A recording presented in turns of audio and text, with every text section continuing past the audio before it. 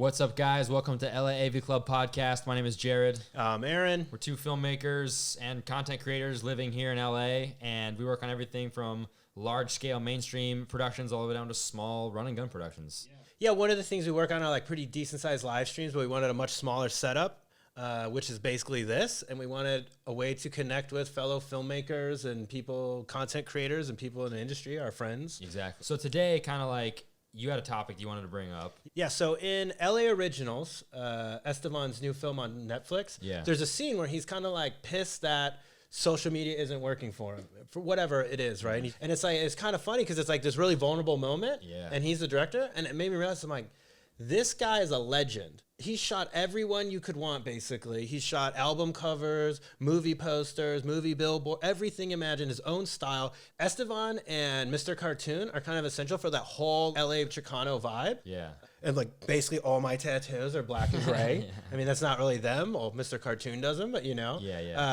But yeah, so in the movie, you have a professional, a legend of photography and film and directed music videos, everything. He actually has a movie on Netflix that he's directing, and he's kind of complaining about social media. And it made me think, is there any correlation between being popular or good at social media and actually being a good artist, craftsman, whatever you really want to call it, talented filmmaker, whatever? Yeah.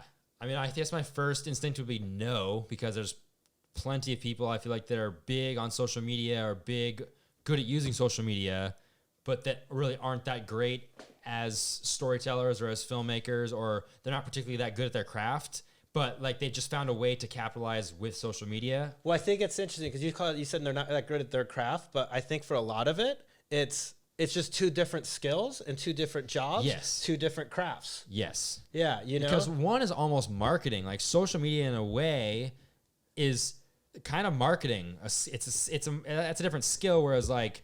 Well, yeah, you have to, with social media, it's being effective. Yeah. Which there's effective storytelling. True, but it's not... It's not the same thing. The rules don't quite work the same way. Like both are telling a story or can tell a story, but social media is like also algorithms and like the way things pop and the way things interact. And well, it's also a different tone. Like some YouTubers, it's very like to you, like we're talking to you. Sometimes it's a wider lens that you would normally use. Yeah. It's a lot of like more vlog style, a lot of it. So it's two different things, but it's just interesting because there's some people who are really good, like YC Imaging. That dude does a lot of like solo gigs, music videos and stuff, and they look great. And it's maybe him, maybe one person in the crew or two or something, but it's like bare minimum. And then his YouTube is like pretty on point too. He's very good at like getting to the point and doing like a topic that seems interesting and covering it well, and it's not too long, it's not too short. He has a good personality, and it's like he's kind of like having fun with it too. You can tell he enjoys what he does. Like he really likes it. He had a video. The last one I saw, he just bought a C200, and it's funny because I'm like, dude, I keep wanting to buy a C200, and I just keep not. Yeah. And you've been talking about it for a while. I know, but then I'm always like, why don't I just buy the C500 Mark II? Like, why don't I just triple the payment and who cares? Yeah. Like, and have the thing I want, right? Because it does everything. But so he bought it and he's really hyped on it, but he's so hyped that he keeps swearing, and they're all in there, and it's just like a F-bomb, a shit, whatever. Like, and it's to the point where I'm like, okay. But so that means he's successfully managed to do... He does both well. Yeah. So does that just means that like, for like Gerald Undone, it's just like, maybe you just need to get better at working social media then. Well, he's interesting, Gerald Undone, because he's like maybe the opposite. He's probably a dude who's probably never been paid by someone else to produce content. At least I don't imagine. And it's not that he's bad at it. It's just like he's very technical and he's very good at what he does. Yeah. But he's good at telling you the specs on a camera. But I've never really, maybe I haven't watched enough, but I've never really I've never heard him say anything that was like, this camera's great for this. Yeah. No, it's just, it does this. It does this. This camera can do these 10 things, not here's what you should do with it or what it's good for. Yeah. You know, so it's like, he's an interesting one and it's very technical and specific, but that is a totally different thing than being a cam op at a rave. Exactly, yeah. And I don't think he should do both. Which has its own... Yeah. Okay. And then you have like us who we're basically professionals, if you want to call it that. We get paid. Yeah. We get paid to make content. Yeah. And, you know, for clients, but then when we do this, it's like, I feel like a lunatic. Like we have a YouTube page with 7 bots. Yeah. And it's like anyone we would tell that to would be like, yeah, but you guys make a lot of money. You own a house. Yeah, yeah. Like It's different. As I like 400 followers on Instagram, like a house with a pool. And it's like, but that's a key point. Like I'm sure you know some people that have like no followers that are. You're like, it's weird that only 100 people care what this dude's doing, and I think his work's amazing. That's the thing. Well, like the director for the newest season of The Last Kingdom on Netflix, which is a massive production mainstream show, takes place in like the Viking era. Oh yeah. And this dude, I go on like his dude's Instagram, and there's like barely any followers, and I'm like, this dude's directing a mainstream Netflix show. It's done really, really, really well. And like, I'm like, why aren't no one cares? People follow? Yeah, you know what I'm no saying? one cares. It's this really weird thing where it's like, this guy, it's the same thing. It's like this guy in the industry. But then is guy killing Ritchie has like I think a fair amount. I don't know how many followers he has, to be honest. I follow him because I just like his outlook on suits. Suit is gentleman's armor, bro. Yeah. But I just like that he's like, no, the pocket square makes you wear the suit, not the suit wears you. And I'm like, yeah, he knows what he's talking about. This dude, like. So I started following him literally because of that. And half the time he's just like walking down to like he has like a brewery out of like his property. And we're making this here today. And I'm like, yeah, I mean, that's probably, he doesn't really care. He's not doing it for that. Yeah. So I mean, there is. It's his personal art gallery, basically. Yeah. Which I think it's the same. Like, I mean, you're better at it than I am with social media, but like, I mean, it's just like my personal art gallery. Like, I'm not trying to get like, because work that I get paid for is completely separate than me trying to get a social media follower. His perfect example is when I used to ride BMX more, and I had a bunch of followers from riding bikes and people I was friends with and working for magazines and stuff, we would all laugh because we're like, I could take a picture of a spoke or like a sprocket and just be like, just got this. And it'd get X number of likes. And then I could post a picture of like a dope sunset that I took or like something I did or a video. Yeah. And it's getting like a quarter. Really? So just the iPhone photo of Peg. The most simple thing, and people are just like, oh, dope. And you're like, it's an iPhone photo. And then I have something that like it took me like hours to craft or something, and it's 100 likes. And you're like, but why would I get 600 for the spoke? For the spoke, the piece of a bike that's not even interesting, and it's not done well, and it's just it's not a face, it's not anything like attention grabbing. It's just like my pegs. Yeah. It's crazy. Yeah. Well, there's like Potato Jet. So I don't watch a lot of Potato Jet. I mean, I like Potato Jet. I could tell that he's really good at what he does, like both YouTube, but he's also worked in the industry, has knowledge of like bigger cameras and bigger sets. He's got like an industry career. Yeah, an industry career. And then he also does the YouTube thing. For him, it's like I like his topics and what he's doing. And then I just kind of like tolerate the jokes.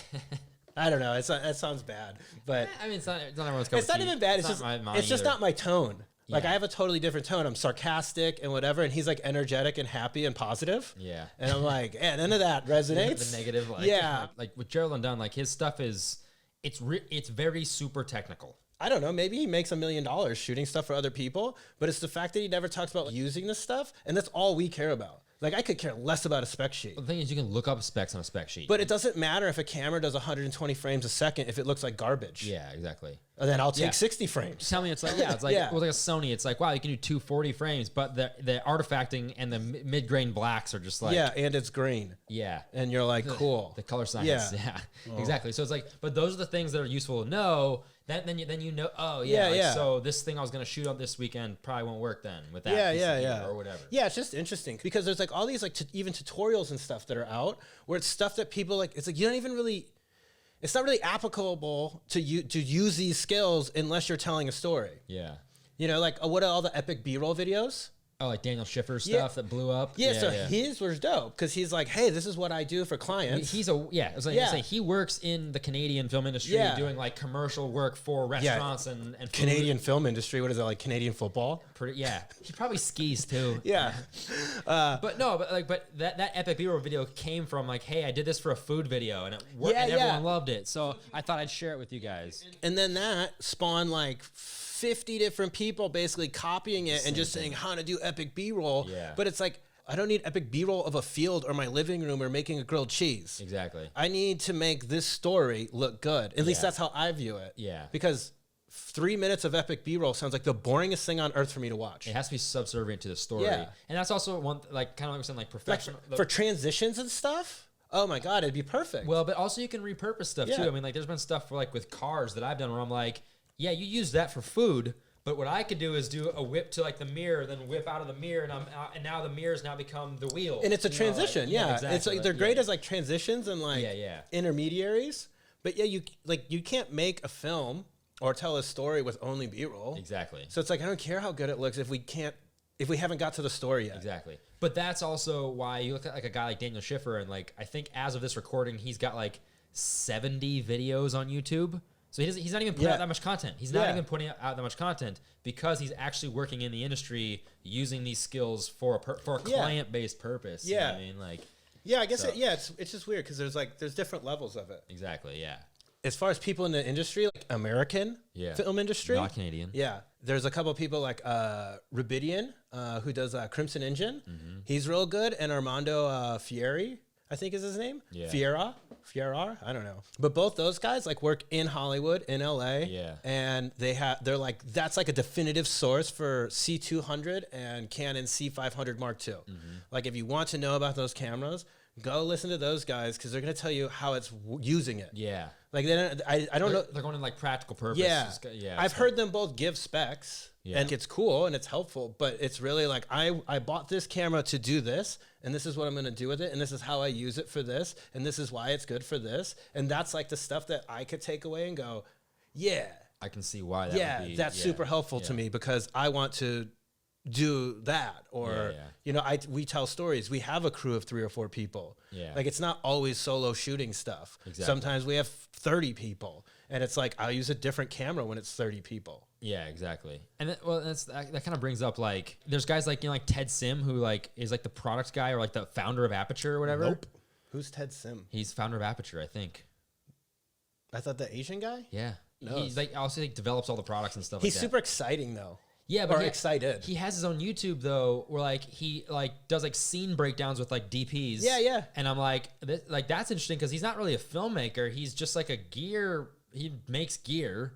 Yeah, but he's into it. Yeah, he's passionate about it. But then he also has like a decent YouTube following, but they're they're like doing like cinematography break. They're like doing it's not even gear. I love those things, man. The gear breakdowns. The one girl, I forget her name, but she actually rented my camera from me one time, and I was V. Wait a minute, you're the girl from the Aperture videos. And she was like, oh yeah, like blah blah blah. And then some of the people from Butcherbird have been in some of those. What's her name? Goth.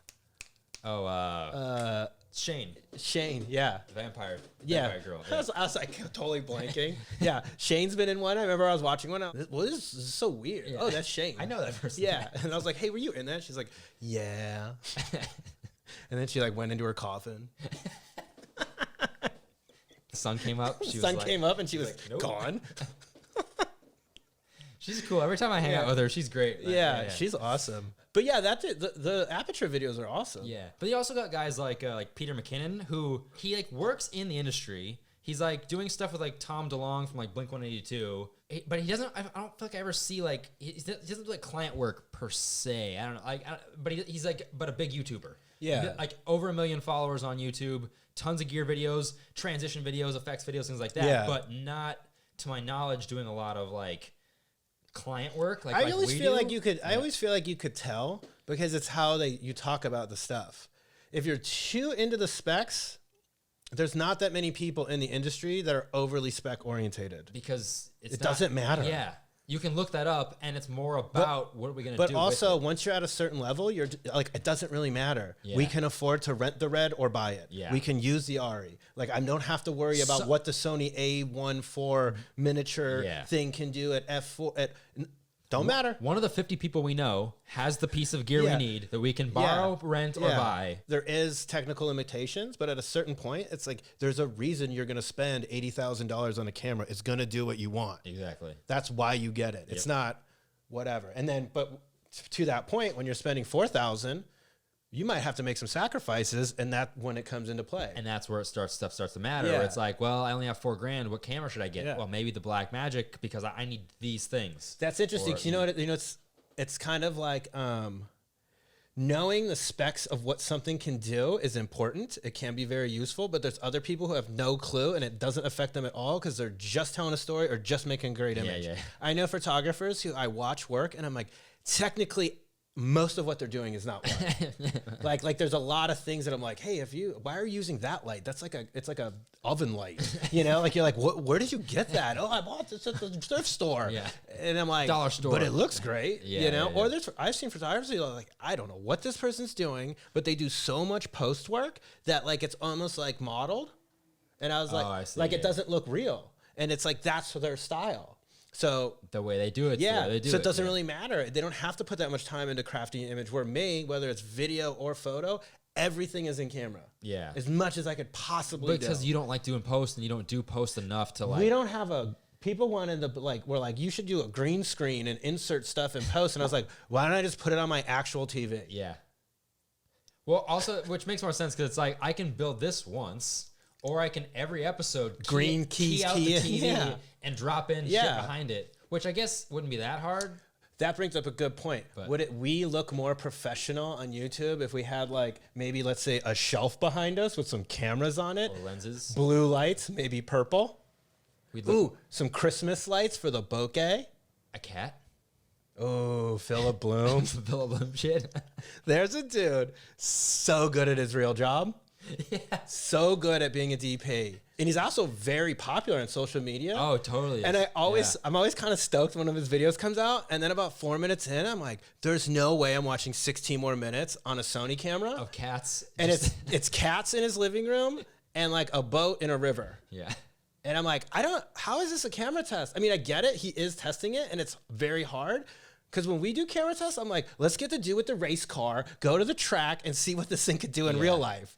We're like, let's camera test this camera on a client boxing job. Yeah. Well, I mean, I don't usually test on many client jobs, but brought you the a little bit. out on a, yeah. But that's because I've already used it. But even the Monstro, it's like I got real models and real athletes and real dancers to do stuff. Like I went to the gym and I shot this, and then I shot something else with it, and I shot. Dude, I knew everything that camera could do. Yeah. Like, because I used it in all these scenarios. Because the problem is, if I just do like a spec sheet or a check chart or something, or a cat in my living room, I don't have a cat, but you know, if I did, maybe I could get it to stand still. Okay, cool. So it works for cats. Yeah. That doesn't mean it works for a model or a person. Yeah. Like, stress test. Yeah. You got to try it out. Yeah, exactly. I mean, or even just like people doing it, like even when they just have someone standing still like this, like, well, I can light any camera to look good. Yeah, I don't care what camera it is. I'll light it. It'll look good. People always do that. I'm like, so skin tone test? Yeah.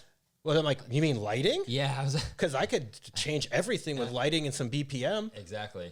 Black Pro Mist, you know? Or like a dream filter or anything. Even just like the lights you put in it. Like, you know. But if I could give you an ARRI and you could shoot the same scene and I could be like, give me 20 minutes and let me light it. And I could use any camera and make it look better. Yeah, exactly. So, but if I also use the ARRI, then it would look even better. Yeah, yeah. But yeah, it's crazy. There's all these different levels of that. I'd say the consensus is being good on social media does not necessarily correlate with being talented in your craft, because we have examples of people that are both good at social media and not particularly doing well in the industry per se, as far as maybe like client work or money. But also like, who cares? Because if you make money off your YouTube and you can sit home and just do gear review videos, like I would do that. But that doesn't necessarily make you a talented cinematographer. No. Right. Yeah. Or a director or whatever. But like, think about it. If we could make like 15 grand a month each, I don't know how much YouTubers make, but more than that. Well, it depends. Well, yeah. But that's okay. So if we can make 10 grand a month each doing this, I'd be fine. Yeah. Like, I'd be like, I might not make as much money as I normally do, but I also don't do any work. Yeah. I talk to my friend about cameras. But would you be happy? I don't know if I'd be happy. I'd be happy for a while. I'd be happy for I'd just be like, what else am I going to do? I'd be like, let's just keep doing this, but also still doing I like doing that stuff. Yeah. Well, it would just come into that. It would be like, you know what? Or I just like start doing our own projects. Like, let's just do our own short film. That'd be the thing. It's like, well, we do the YouTube thing, so you have the freedom to do whatever you want. Exactly. Yeah. But And then in our case, you know, we're doing so much other work outside of quarantine that this would be really difficult to do in a sense. But since we had this time to figure it out, now it's pretty easy. Yeah. It's not that much work. We've refined it. It's about the amount of work that I will put into something that I just have fun doing. Because if it was a lot more work, I'd be like, well, I don't know. Like, we need to start making some paychecks here. If I'm going to have to if I have to pass on like $1,000, $2,000 days. Yeah. Your podcast? it's gonna have to wait. Yeah. Or yeah. Yeah. We'll do it after. Yeah. Exactly. Or if it's making enough money, I would just pay someone. I just pay a producer. Exactly. Like, yeah. or have a preset studio. Or just pay an editor. Like Yeah. we could leave this set up. Yeah, but pay or an just editor. if you had a preset studio, Yeah. you know, like it. But like, yeah, it's a weird mix of like, because this is fun. Yeah. But is it worth losing money over? No. No. But is it worth doing because it's fun and it's fun to connect with people and we learn stuff and it's Yeah. yeah. And you're also, it can just build up. It's already, it is like every time we post, we get a few more, like we just keep building it up little by little by yeah, little. most people are nice. Some are terrible. Yeah. We know you. All the bots though, They've been cool so far. they are the best. Yeah. Dude, the bots. Well, actually, what's funny is like I get people hitting me up even today about doing similar stuff to this. Yeah. Like clients I already had and stuff are like, hey, how do you do that? I have this TV show, but we only have this much budget, but it's really just two people talking. Yeah. And that was like the basis for why we kind of started Exactly. this was like, how do we do a talk show that doesn't require an entire stadium Yeah. of people and lights and gear if it's the base of the content is this person is interesting and they're talking to this person about something interesting. Exactly. And we want to do a lot of them in one day or something. Yeah. Like, Like how could we do a lot? Scale this. Yeah. Exactly. So it's like a different thing. exactly. But, yeah. all right. So like and subscribe. Oh, we're supposed to tell. We never do that. That's what we're bad at social media. We're ter- good filmmakers, but bad at social media. The perfect thing is this is all in focus. It's lit pretty decent. We probably sound okay. Oh, we forgot about liking and subscribing. Yeah, and swiping and up yet stuff. we almost never tell anyone to like and subscribe. So help us out. like, subscribe, hit the notification bell. It really helps us out when Swipe you do that. up. Yeah, always stay tuned for more episodes. Also, get active in the comments. Let us know what you want to see, what you want to hear, things you like, things you didn't like. We're open to any kind of feedback and any like ideas for episodes. I like that we get more text. I know. Like I'm like, write it in the comments. I'm trying to get that algorithm Well, actually, up. I get DMs from people that Yeah. I don't even know. Yeah. And people are like, "Hey, more pro tips. I like the pro tips." Yeah. And I'm like, "All right." Yeah, I get text messages, mostly people I know, but I'm like, how did I get this many text messages when only that many people saw it? I'm like, there's no way. Oh, like everyone watched I got this. 10 texts, but there's only 7 bots. Yeah, Doesn't like make we any have sense. 7 views, and I got 10 people saying they watched it, and asking me questions. How does that work out? Who knows? All right, we're done.